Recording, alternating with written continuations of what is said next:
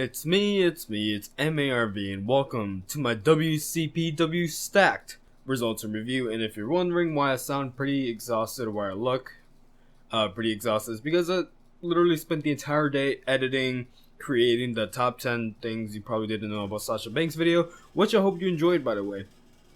And if you didn't watch it, what the hell are you doing? Go watch it. Anyways, WCPW Stacked. It was literally a stacked card. That's hence the name WCPW Stacked. It was a great show. I enjoyed it. A lot of good matches. Lots of matches actually. A lot of surprises. We got new, spoiler alert, we got new champions. And let's talk about that. First up, we have Joe Coffey, Iron Man Joe Coffey versus Moose. And Moose is from the United States of America, I think. I know he's from, this side of the world. But anyways, he's making his WCPW debut. Apparently, he's a Ring of Honor alumni. I don't know how to pronounce that. But he came all the way from the States or Canada or somewhere in this hemisphere, all the way to WCPW, made his debut, and they actually put on a pretty good match. I enjoyed it, to be honest. There's different types of wrestling. There's obviously the high flyers, cruiserweights do that. There's the big guys, and I think the big guys, like Moose and Joe Coffey, they're not high flyers. They're not like people who can do flippy Will Ospreay stuff. No, but for big guys, they actually put on a pretty good match, a really good match. Actually, I enjoyed it. Great opener for the show. Good for Moose to win on his debut. I really like Moose. He did a great job getting over with the crowd. He has a lot of charisma, obviously, and he's great in the ring. So, hopefully, we can see more of Moose because I actually enjoyed it. I actually enjoyed him. And Joe Coffey did not look weak in this match. He looked strong as ever. Let's talk about what happened after the match, where Jack the Jobber tried to flirt with Jennifer Louise. Up next, we have the square-off between Eric Bischoff. That's right, Eric Bischoff was guest general manager for the night for WCPW Stacked. He was introduced by Kenny McIntosh. Obviously, the crowd against Kenny, saying "F you, Kenny." Eric Bischoff, everybody, he's here. He came all the way to the UK for WCPW. Then, of course, Eric Bischoff cosplay, Adam Bompier, or as the crowd likes to call him, Bischoff Ripoff. It's got a nice catch to it. Anyways, Adam Bompier interrupted Eric Bischoff, and Eric Bischoff and Adam thought he was gonna get like let's say the passing of the torch from Eric Bischoff, but no. Eric Bischoff said his new protege, Adam Pacitti. Of course, Adam Pacitti. Adam Bompier was pissed off. He was pissed. He was so disappointed. He started crying like a little baby. And then, the biggest announcement, Eric Bischoff said, Adam Bompier, you are out of here. He ordered security to throw Adam Bompier out of the building. Poor Bompier was out in the streets in the cold weather. I don't know the weather of Newcastle or Manchester, or whatever the hell that town is called. But yeah, he was thrown out of the building. He also announced that Prospect. That's what I meant to say. Prospect is not allowed to be a ringside or to interfere. Prospect are also banned from the building. That way, if we can get a clean Fatal 4-Way match for the WCPW Championship, I'll get to that later. Originally, we were going to get EC3 versus El Ligero, but Eric Bischoff announced that there would be a third member, and therefore it would be a triple threat match. It's going to be EC3 versus El Ligero versus Pete Dunne. I don't know who that is, but it was a good match. El Ligero ended up winning after Pete Dunne was hit by both finishers from EC3 and El Ligero.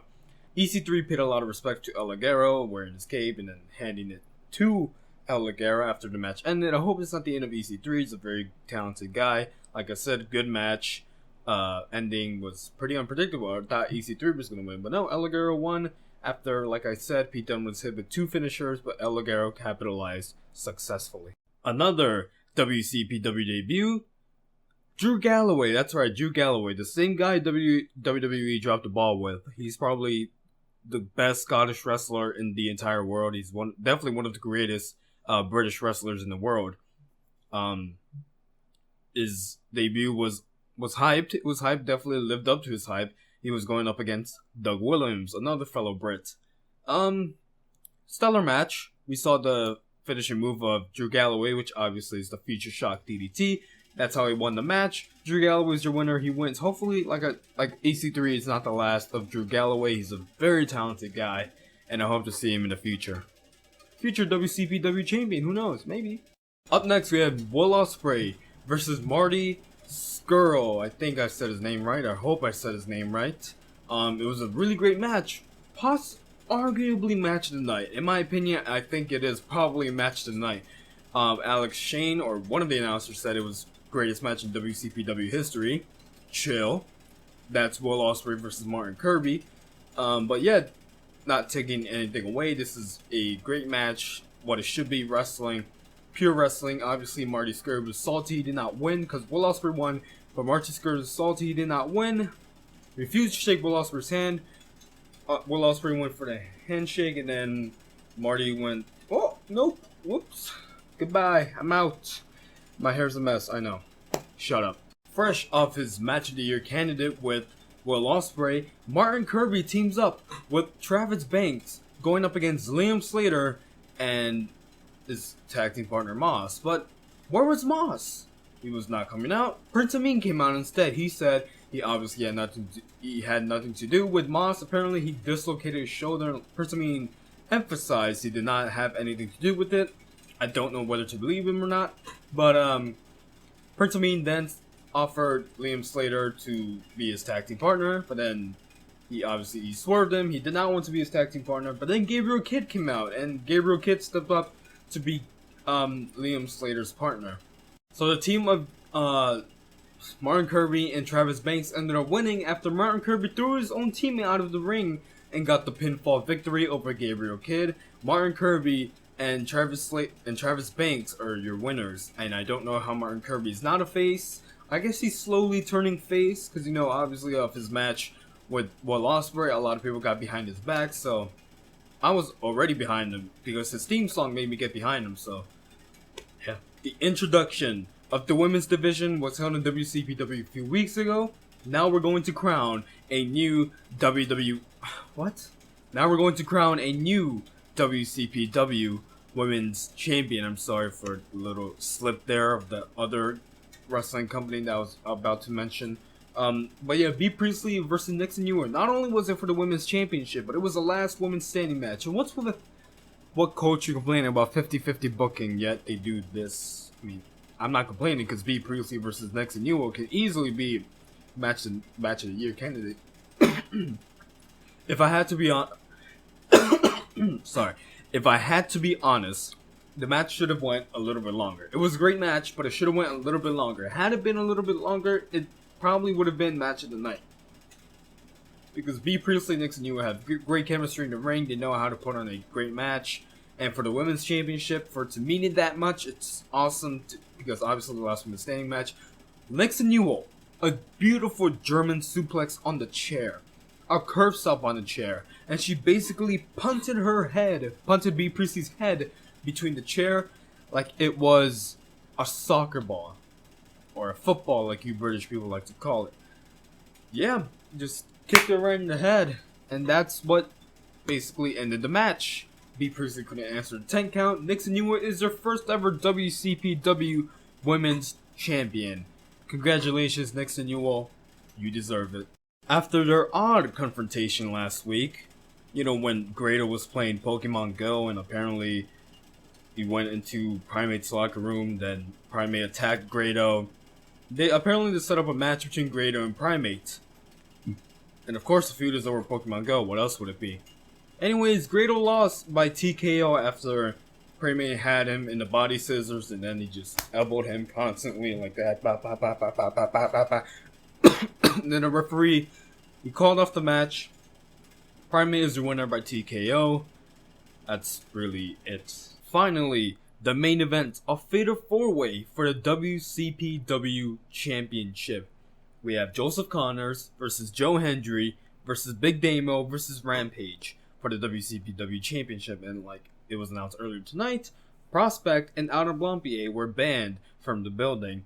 Therefore, it's a free-for-all, it's a fair match, clean, fair and square.